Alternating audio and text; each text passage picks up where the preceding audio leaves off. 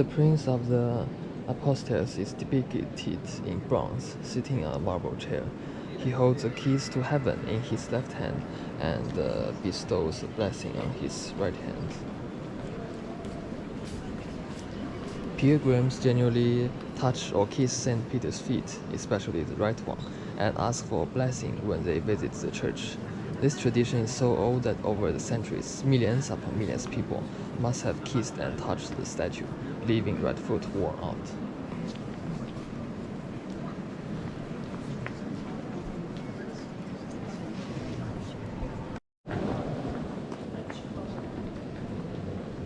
The Pieta. The Pieta, depicted by Italian master Michelangelo, is one of the most famous statues in the world.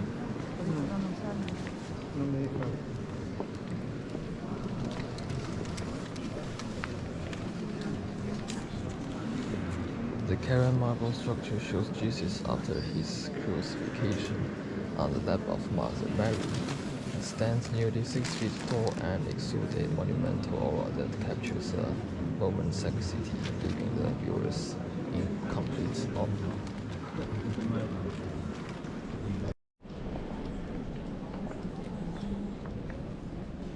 Monument to Pope Alexander VII. Bernini's final great work was a monument to Pope Alexander VII, which he designed at the age of 80. It can be considered as one of the most important masterpieces in St. Peter's Basilica history of statues. The Pope kneels in prayer, surrounded by 4 female statues, each representing one of Pope's favorite virtues: charity, prudence, justice, and truth. The last one particularly noteworthy because it holds intriguing political message from 1600s. Truth is stepping onto the globe with easily identifiable countries. The winged skeleton that emerged from its death itself. It's holding a large hourglass as if to emphasize that time of life has passed.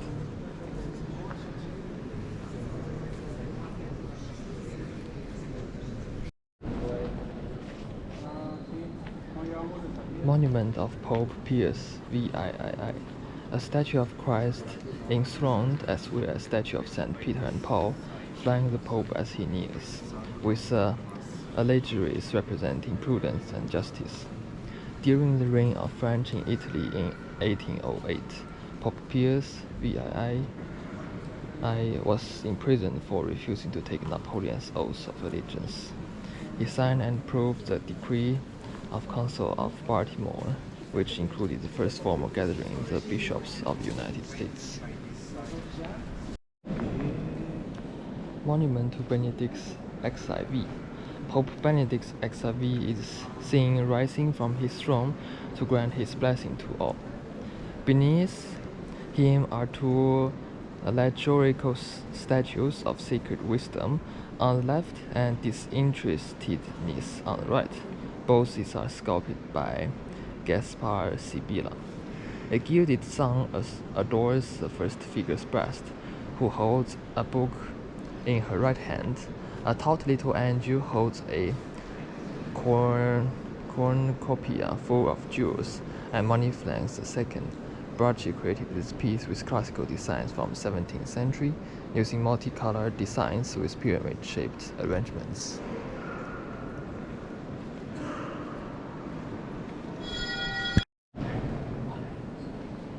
Papal altar and baldachin.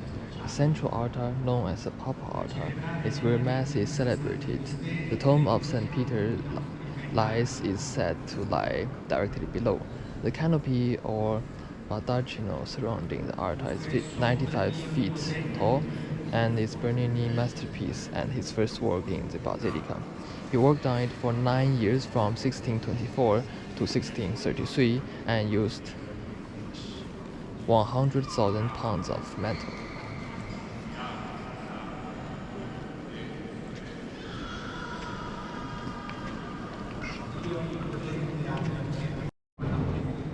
'50. Cathedral Petri, altar of the chair.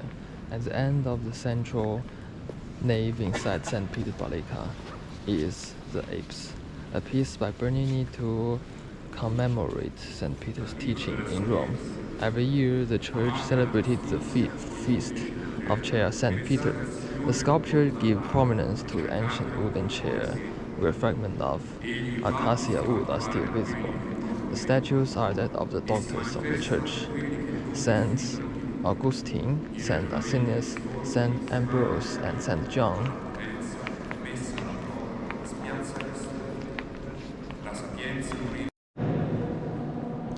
Monument to Christina of Sweden.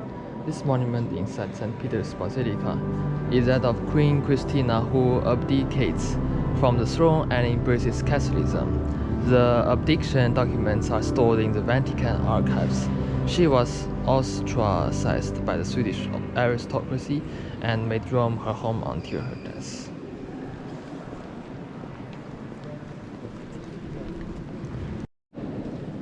Monument to Innocent XII. Inspired by his idol, Innocent XI, Pope Innocent XII was also a reformist.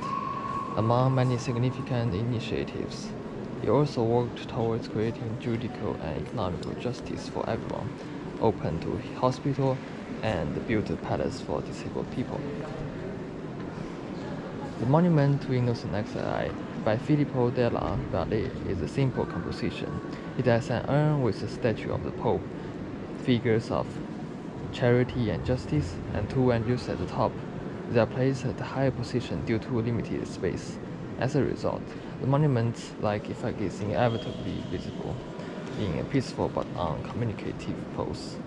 The Pope is depicted seated with the triregnal on his head and his right hand on the act of blessing.